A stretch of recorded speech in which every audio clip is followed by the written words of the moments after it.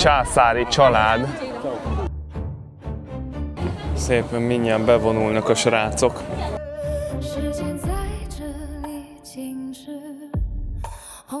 Szóval ezek ilyen alivicsekkek itt.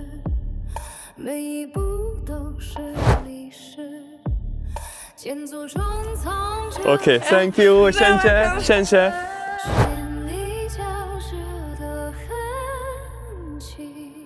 Sziasztok, ni hao! Hát itt vagyunk már Pekingnek a forgatagában, és igyekszünk a tiltott városba, azaz a Palace Múzeumhoz. Hát rengetegen vannak, ezt meg kell hagyni. Nagyon sokan megint népviseletben vannak, szépen felöltözködve palásban. Látjátok, hogy én is most ezt a kis kabátocskámat felvettem, mert annyira hideg van, süt a nap, sokkal tisztább az idő, és a levegő is sokkal jobb, mint tegnap volt. Viszont fele annyira van meleg, szóval most jelenleg 3 fok van. Viszont egy ilyen palástot lehet, hogy nekem is majd be kellene szereznem, mert hogyha az ember nem a napon van, akkor azért úgy fúj a szél, és hát fázunk. Na, de igyekszünk most akkor a tiltott városba, megnézzük, hogy miért is volt olyan különleges, és erről fogunk nektek ma nagyon sokat mesélni. Az irányt nem lehet eltéveszteni, hiszen az összes ember a tiltott város irányába igyekszik. Naponta több 10 000-en szokták ezt a komplexumot meglátogatni. Ilyen palástot kellene nekünk is felvennünk. Nézd meg, ő neki a fején is van, ami melegíti. Ez a légellenállásban is segít. Itt vannak a jegyirodák, hogyha időben érkeztek és nincs jegyetek, akkor gyertek ide, mert itt is meg tudjátok venni, de érdemes előre foglalni, hogy ne kelljen sorba állni. Mi is így tettünk, már 2 nappal előre WeChat-en keresztül tudtuk megvenni a jegyünket, és oda is be kell regisztrálnatok magatokat, aztán utána tudjátok megvenni. Egyébként nagyon egyszerű. És most akkor sorba fogunk állni, bemegyünk az ellenőrzésen, és belépünk a tiltott város falai közé, ahova évszázadokon keresztül csak a császárok mehettek. Nem hosszú a sor, legalábbis itt ezen a részen. Át fognak minket motozni. Nagyon gyorsan megy az ellenőrzés amúgy.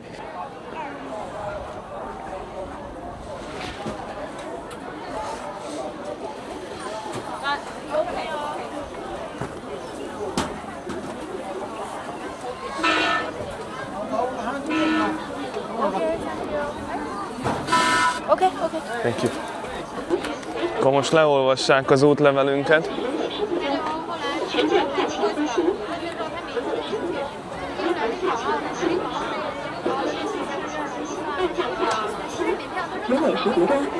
Az én útlevelem nem működött, közben a Mercikéjé fut.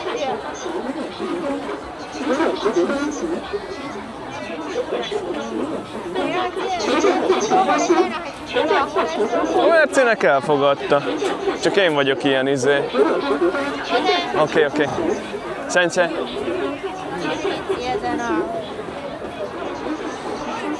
Neked erősebb a magyar útleveled, mint az enyém. Na jó. Szerintem az arcot nem ismerte fel az útlevélen. Ja, lehet, hogy megváltoztál. Na jó, oké. Amúgy milyen menő ilyen igazi kommunista usonkájuk van ezeknek az ellenőröknek, kell is, mert eléggé ugye hűvös van. Ezt mondtam a Mercinek, hogy én is úgy vennék egy ilyen igazi, akár még vörös csillag is lehet rajta, hogy akkor már autentikusak legyünk. Vennék egy ilyen usankát. Na, és akkor itt van Audio Guide.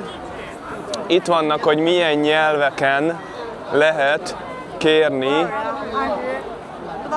idegenvezetést, és magyarul is van természetesen. Ez 20 yuanba kerül, itt megmutatom nektek. Látszik, hogy van magyar nyelvű is, hogyha szeretnétek egy ilyen idegenvezetést, akkor lehetőségetek van rá. Na, menjünk akkor be. Nekünk nincs szükségünk audio guide-ra, mi leszünk a ti guide-otok. Amit tudunk, el fogunk nektek mondani. Hogy érzékeltessük még jobban a méreteket, a modern számítások szerint 8700 helység található meg itt a palotán belül. Azonban régen úgy számolták a hagyományos kínai számítások szerint, hogy 9999,5 szoba van, mert 10.000 szobája nem lehetett a császárnak, mivel a 10.000 a kínai mitológiában az isteni teljességet jelenti. Ez a tiltott város volt régen a kínai birodalomnak a szíve, ahonnan évszázadokon át irányították az országot, és a hétköznapi emberek be sem mehettek. A történet a Ming dinasztia idején kezdődött, a 15. század elején, amikor a császár úgy döntött, hogy a birodalom fővárosát Nankingból Pekingbe helyezi át. Hát ehhez méltó császári központot akartak építeni. Akkoriban több százezer munkás dolgozott az építkezésen, amely évekig tartott, és végül létrejött ez elképesztő méretű komplexum. Tegnap ott voltunk fent a hegyen, amit abból a földből építettek fel, amit innen ástak ki. Az egész egy fallal van körülvéve, hogy még véletlenül se tehesse be senki sem a lábát. Ide csak a császár és a családja jöhetett be. A köznév számára ez tiltott terület volt.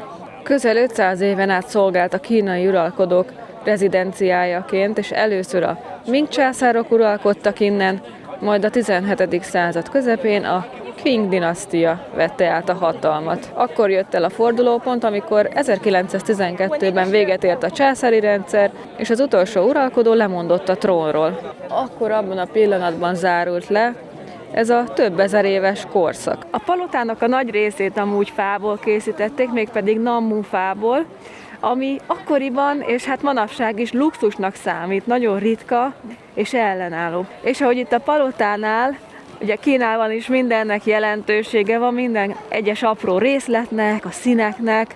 Például itt a cserép az sárga, mert az arany az a császárnak a színe volt. Az még az érdekességek közé tartozik, hogy a 17. században nyilván, hogy ez egy tiltott zóna volt, csak a császár meg a hozzátartozói léphettek be, viszont a 17. században az egyik császár az annyira szerette az asztrológiát, és szerette volna a természeti katasztrófáktól is megvédeni az ő kis birodalmát, hogy beengedett egy német jezsuita tudóst, aki nagyon értett a dolgokhoz, és nem csak, hogy beléphetett, még a császár tőle is tanult, és kinevezte őt a fő atya úristennek itt a palotán belül, a fő asztrológusnak. Ha valakit érdekelnek esetleg az árak, akkor a belépő az 40 yuanba kerül per fő. Ez itt a úgymond legszentebb rész, az pedig ott a harmóniának a tere, ahol zajlottak a koronázások, az uralkodóváltások, meg az ilyen fontos események. Olvastunk sokat arról is, hogy milyen az, amikor itt kínai újévkor, ugye Kínában vagy, és hogyha van esetleg kínai ismerősöd, vagy valakinek, aki kínai származású ajándékot szeretnél adni, akkor, hogyha bármit adsz, akkor az a lényeg, hogy páratlan számút adjál. Ha pénzt adsz, hogyha bármit, mert nagyon babonásak, és különben, hogyha párosat adsz, akkor szerencsétlenség száll rájuk, és azt nem szeretnék. Egy újabb lépcsősoron fogunk most felmenni, és belépünk a belső körbe. Nagyon sok ember van itt, de akkora a terület, hogy elveszik. És a sorbanállás is nagyon gyorsan megy, amikor be akarsz valahova menni, vagy oda akarsz valahova érni, mert annyira nagyok a területek, a terek, hogy elveszik ez a rengeteg ember. Igen, de hogyha valaki annyira nem szereti a tömeget, akkor érdemes nagyon korán idejönni. Viszont szerintem így a tömeg sem annyira zavaró, mert ki tudod őket kerülni. Van egyfajta kultúrájuk. Nyilván, hogy másképp közlekednek, mint akár Európában. Nagyon szeretnek lögdösödni. Aha. Ha tömeg van, csak ha tömeg akkor. van, akkor lögdösödnek. De hogyha van lehetőségük és helyük, akkor félreállnak és nem válasznak téged. Ha látják, hogy szembe jössz, akkor nem mennek direkt neked, szóval akkor kikerülnek. Szoktak köpködni, megszívják az orrukat, és akkor kiköpik a dolgokat, mert ez is a kínai kultúrához tartozik, hogy ami rossz van a szervezetedben, azt ki kell köpni magadból, azt ki kell adni, hogy ne terjesztem betegséget, vagy ne legyél tőle még rosszabbul. Közben ide felértünk a lépcsősoron, és itt vagyunk majdnem a legbelső körben, az első épületnél, a főépületnél, ha nevezhetjük így. És bármerre a szem ellát, akkor ezt a sárga cserepet látjátok, hatalmas nagy tetőszerkezeteket, rengeteg embert, hatalmas nagy téren. Fantasztikus itt állni, nagyon impozáns. Ilyen usankát mondtam, látod? Nekem jó fehérbe, feketébe, szépen a csillaggal, meg mindennel. Itt egy sárkány motívum, igaz, hogy fejjel lefele van, de kivehető. Császári család. És elmegyek oda, megnézem őket, olyan szépen, hogy egész család be van itt töltözve. Nézzétek meg! Megjöttek. Nagyon autentikusak. A kutyafáját neki itt az egész família. A kínai császárt pedig úgy kell elképzelni, hogy ő a mennyfia volt, egy abszolút uralkodó. Viszont ugye a hatalma nem volt garantált örökre, mert ő is emberből volt. Az utolsó császárt említeném még meg, megszűnt itt a hatalom, és utána be lehetett lépni a földi halandó embernek is a tiltott városba. Ő volt a Qing dinasztiából Pui császár, aki már 2 évesen került a trónra 1908-ban, tehát gyakorlatilag még egy kisgyerek volt a birodalom élén. 1912-ben a forradalom elsöpörte a császárságot, és akkor lemondatták. De akkor még ugye papíron maradhatott a tiltott városban. Egy ideig díszcsászár volt a formalitás miatt, aztán utána pedig leváltotta őt a valódi hatalom. Minden szimmetrikus, tehát hogyha az egyik oldalt megmutatom nektek, mint például itt ez a madár, az a másik oldalon is megvan. Szóval ott a másik oldalon ugyanúgy van egy madár, ugyanúgy van egy sárkányteknős, mint ami itt van, és mindennek biztosan vagyok benne, hogy jelentése van. És ezt a kínai történetekben sokszor látni ezt a madarat. Tudod-e, hogy milyen madár? Kormorán? Nem, daru. Daru madár. A hosszú életet meg a halhatatlanságot jelképezi. De hát, ahogy minden ember, a császár se volt ugye halandó. A teknős pedig nyilván, hogy a bölcsességet. Hogyha pontos okokat nézzük, hogy miért szűnt meg a császárság, hát rájöttek egyre inkább arra, így az ópiumháborúk idején, amikor óriási volt a korrupció, éhínségek voltak az országban, illetve parasztfelkelések, akkor rájöttek ezek az okos emberek, ezek a reformerek, a forradalmárok, hogy ezt bizony le kell váltani, és egy idővel a hadsereg is átállt erre az oldalra, hogy bizony egy köztársaságot kéne létrehozni, inkább a császárság helyett, mert az jobban működne. Így 1911-ben jött a színhái forradalom, és ekkor szakadt szét ez az egész rendszer. Sok videóban meséltünk már, vagy megemlítettük ezt a bizonyos ópiumháborút a 19. században, de hogy egy picit jobban értsük, meg nézzük meg az előzményeit ennek, hogy a császárság idején Kína egy zárt ország volt, tehát ide nem jöhettek be a nyugati hatalmak. Viszont voltak olyan termékeik, mint például a tea, a selyem, amit imádtak a nyugatiak. Főleg az angolok szerették volna megkaparintani jó pénzért, de viszont nagyon sok ezüst pénzt kellett kiadniuk ezekért a termékekért.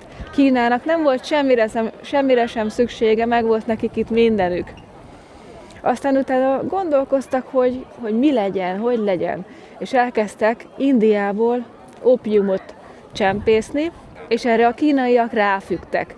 Millióknak volt szüksége rá. Nagyon rafináltak voltak a britek, hogy ezt a lépést megtették, próbálták betiltani, így itt Kínában így mégiscsak ez volt az a termék, amire szükségük lett, és amit hát fizetségként tudtak az ő saját termékeikért kapni. És elkezdett visszaáramlani az az ezüst pénz, amit a britek a teára, illetve a selyemre, meg különböző termékekre kifizettek. Aztán pedig később erre Nagy-Britannia reagált ugye a betiltásra, hogy Kína be akarta tiltani. Ebből a konfliktusból lett a háború.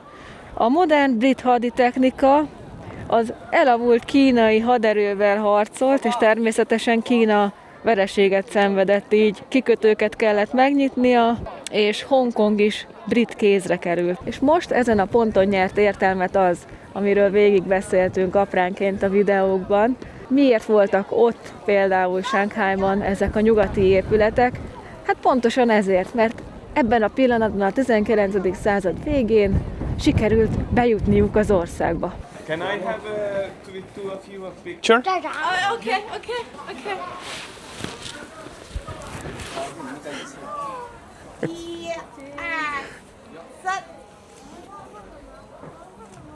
Okay, thank you, Shenche. Very nice. Hogy örültek neki. Egy jó teánál nem is lenne most jobb. Vagy egy valami forró italnál, az is jó, egy kis forró ital. Biztos, hogy van itt valahol forró ital, mert mindenki italokkal jön.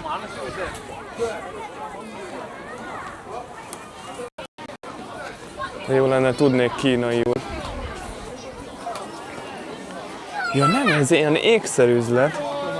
De biztos, hogy van valahol itt a környéken valami olyan hely, ahol van meleg ital. És most, hogy felhörpintettük a teát és átmelegettünk, valaki még itt kajázik is. Megyünk tovább. Hú, de van itt mosdó lehetőség is. Kell mosdóba menned? Akkor megyünk tovább.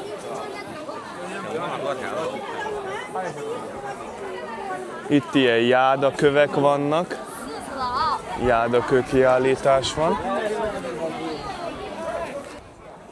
Hogyha nem vagy képbe azzal, hogy merre kell menni, akkor nagyon könnyen eltévedhetsz itt belül, mert minden ugyanúgy néz ki. És most pedig elértünk az Imperial Gardenig. Be fogunk ide is nézni. Özönlik a tömeg. Itt most egy kicsit feltorlottunk, de nem baj. Ez az udvar volt az, ahol a császár sétálgatott régen. Tele van fákkal, sziklákkal, meg ezekkel az árnyékot adó kis pavilonokkal. Úgy látom, hogy most pedig kilépünk a tiltott város területéről már. Átszaladunk itt ezen a köztes részen, mert nagyon fúj a szél.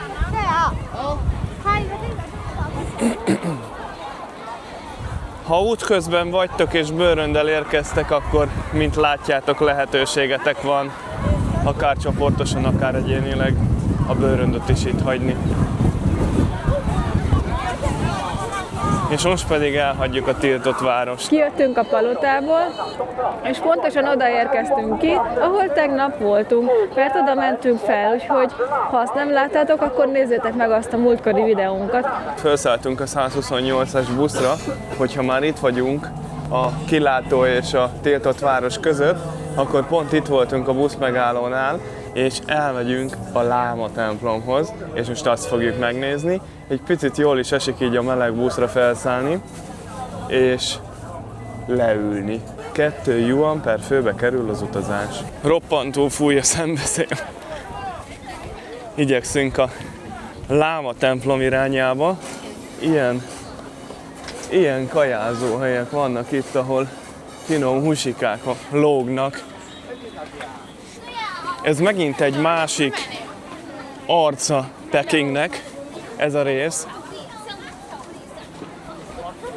Szürke téglából épült épületek vannak itt. Különlegesebbnél különlegesebb kaják. Nagyon finom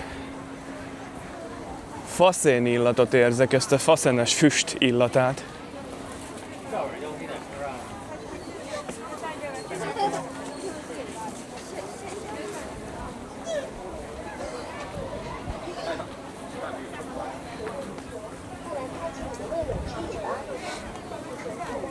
Rengeteg helyen lehet kapni csuánt, ugye ezt a pálcikára húzott kis nyársas husikákat.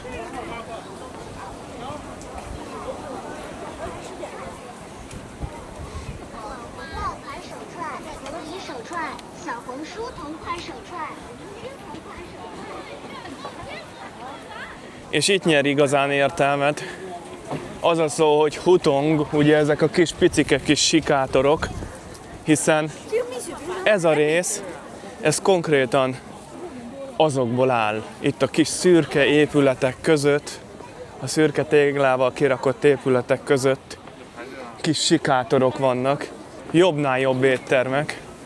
Amikor azt mondtam, hogy usonkás emberek vannak itt, akkor, de előzékenyek voltatok, akkor őrájuk gondoltam, ezekre az emberekre, akik itt állnak az utcán, és a zebránál a gyalogosokra figyelnek. Hát gondolhatod, hogy ők is azért itt a szélbe átsorogva, azért nincs melegük. Ide értünk a Láma templomhoz. Itt is először egy security checken kell, hogy áttessünk.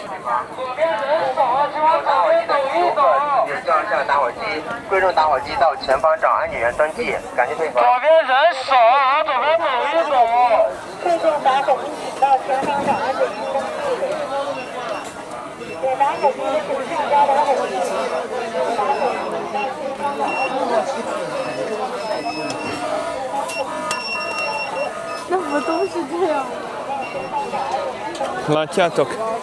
Ennyi volt a security check. Csak le kell dobni a táskát, gyorsan átvilágítanak és mehetsz. Meg kell vennünk a jegyet, mert ide nem vettük meg előre. Úgyhogy gyorsan beállunk a sorba, megvesszük és megyünk befele.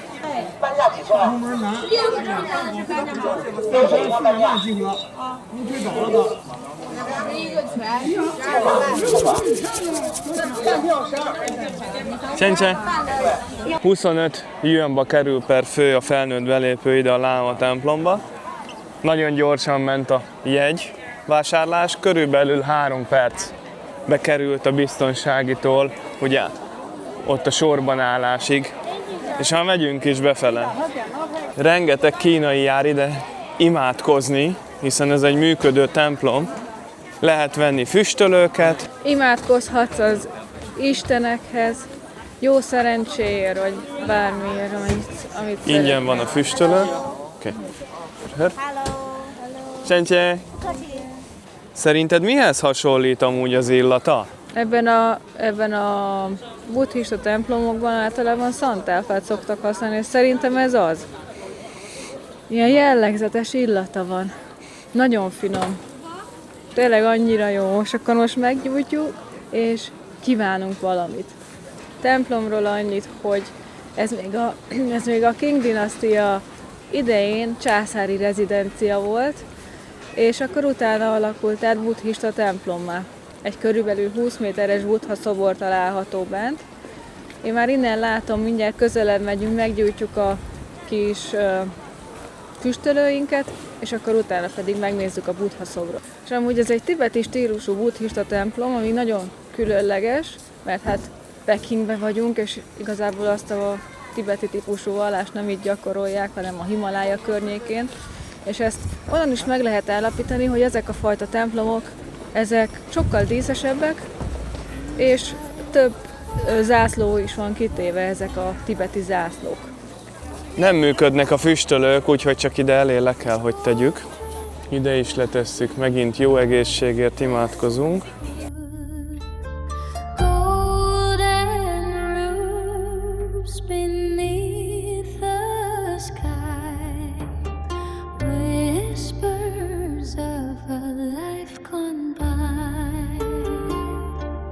Smoke of incense rising slow, secrets only Holy spirits know.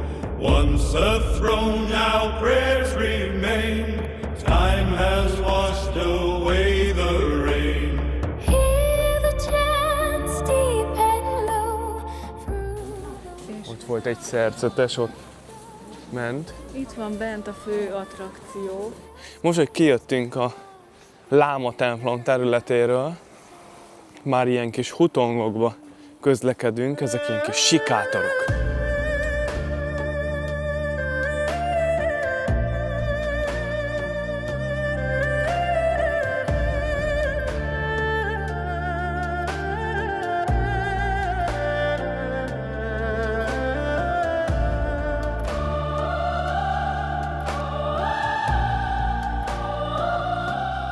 Ez jellemző erre a városrészre, hogy ilyen szürke épületek vannak mindenfelé. Kijöttünk a sikátorokból. Annyira finom. Hello. Hi, hi. Ja. Látjátok, itt Kínában mi sztárok vagyunk. Mert sokan nem is látnak turistát. Nincs is. Itt élnek, és mi is alig látunk amúgy turistát. Tehát kínai turistákat nyilván látunk, de mondjuk aki máshonnan jött, olyat elég ritkán. Eljöttünk az 5-ös, illetve az 1-es metróval ide a Mennyei Béke terére, és itt található meg a Kínai Nemzeti Múzeum is, és ott a másik oldalon pedig a Mennyei Béke tere. Milyen gyönyörű! A Mennyei Béke tere Peking központjában található, és a világ egyik legnagyobb városi tere. Több mint 40 hektáron terül el, egyszerre akár 1 millió ember is elfér rajta. A tér egyik oldalán a császári múltat jelképező, tiltott város bejárata áll, a kapun pedig Mao Zedong portréja látható. Ez a tér ma is hivatalos állami események, ünnepségek és zászlós felvonulások helyszíne, ugyanakkor Kína modern történelmének is fontos szimbóluma. Egyszerre turisztikai látványosság és politikai központ, ahol a múlt és a jelen szó szerint egy helyen találkozik.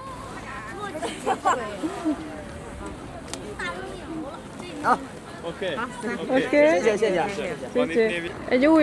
Egy újabb közös fotó készült. És a Mennyei Béke tere után pedig megyünk a Mennyei Béke templomához. Ugyancsak az 1-es és az 5-ös metróval kell, hogy utazzunk. Képtelenek vagyunk most sétálni már. Úgyhogy át kéne vergődnünk a másik oldalra, mondjuk így. Szóval ezek ilyen alivicsekkek itt. A táskát gondolom átnézik, de minket így mindig így egy kikapcsolt ilyen detektorral próbál meg átnézni. Csak hogy a kamera lássa, hogy lecsekkoltak minket. Szóval high seasonben 15 yuan a felnőtt és 7,5 yuan a gyerek. Közben elkérték az útlevelet. És low seasonben az pedig 10 yuan a felnőtt és 5 yuan a gyerek, illetve a diákjegy. Lecsippantott szépen. Nagyszerű. Sensen. És amit érdemes tudni erről a komplexumról, hogy a császárok egyik legszentebb helyszíne volt. Itt nem laktak, itt nem uralkodtak, hanem ide jártak imádkozni, rituálékat tartottak. És miért imádkozik a császár? Hát persze, hogy a jó termésért, meg hogy a birodalom stabil legyen. Szóval a legismertebb épület, amit sok fotón lehet látni, az a kör alakú. Itt vagyunk a hosszanti elnyúló pavilon mellett. Ez volt az a pavilon, ahol a jó termésért imádkoztak. Nagyon szép egyébként ennek a festése, meg úgy az egész komplexum. Mert ez nem csak egyetlen épületből áll, hanem többből, viszont a leghíresebb az a kör alakú. Szépen mindjárt bevonulnak a srácok a belső részbe. A Temple of Heaven kínai nevén Tiantan Peking egyik legszebb és legszimbolikusabb helye. Ez egy ősi császári szertartási hely volt, ahol az uralkodók az éghez imádkoztak jó termésért és az ország jólétéért. A templom egész kialakítása az ég és a föld kapcsolatát jelképezi. A kör alak az eget, a négyzet pedig a földet. Nem vallási templom a szó klasszikus értelmében, hanem egy spirituális központ, ahol a császár közvetítő volt az emberek és az ég között. Egyszerűen fogalmazva, ez a hely arról szól, hogy harmónia legyen az ember, a természet és az univerzum között. Reméljük, hogy tetszett a videó, ha tetszett, nyomjatok egy lájkot, írjatok kommentet, hogy segítsétek, hogy több emberhez eljuthasson a videó. Találkozunk a legközelebbi részben. Sziasztok! Keressük a helyet, ahol senki se járt még. Ha jön a komment, ezt nem úgy kell, bro. Mi csak annyit mondunk, relax amigo. Megyünk tovább, hopp, már itt se vagyunk. Ketten a világot bebarangoljuk.